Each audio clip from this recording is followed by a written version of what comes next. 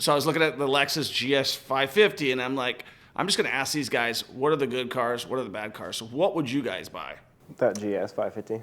Yeah. Really? I'm a Toyota diehard. Lexus, Toyota, good. Yeah. Honda still makes some decent ones. Kia and Hyundai have gotten up there. I used to call it killed in action for yeah. Kia, and now it's like a legit brand. Yeah, I mean the Telluride and the Palisade are beautiful SUVs. The Telluride's even got the autopilot where it's like a Tesla. It can drive on its own.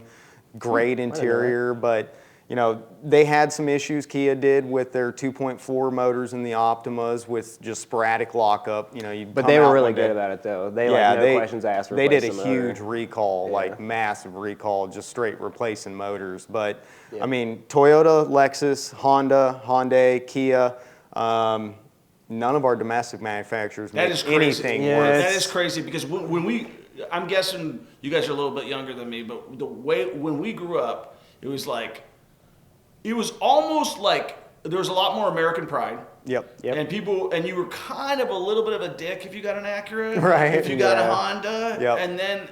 Especially as a blue collar coming up on the job scene in a non-union made vehicle, because our dad was a lot of that's guy. kind of reverted to, and people don't realize that. Like the Toyota Tundra, as far as I'm aware anyway, is basically more American made than a Chevy 1500. Well, hell, Ford F-150s, they're Canada or Mexico. Makes so many parts now for Volkswagen, Ford. I mean, they've farmed everything out to Mexico. Yeah, what the hell is made in the U.S. anymore? I mean, not much. Little to nothing.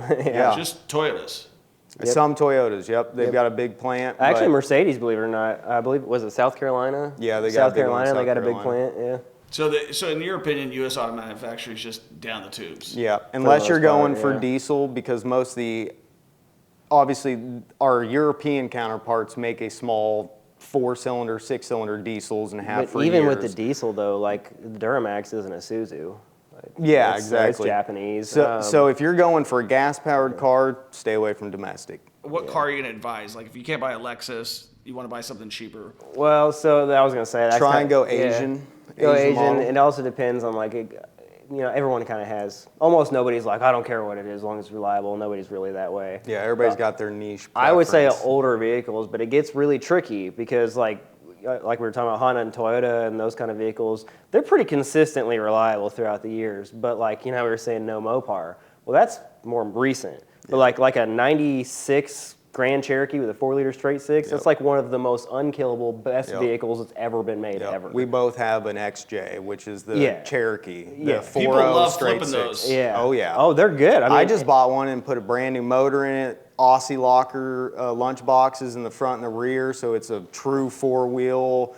Completely redid the whole Unless truck. you're just blatantly ignoring your maintenance or just railing the piss out of it, those things are unkillable. Yeah. And they got good torque. A straight 6 in any application is, I mean, they got good torque, and that's why they're good off-road.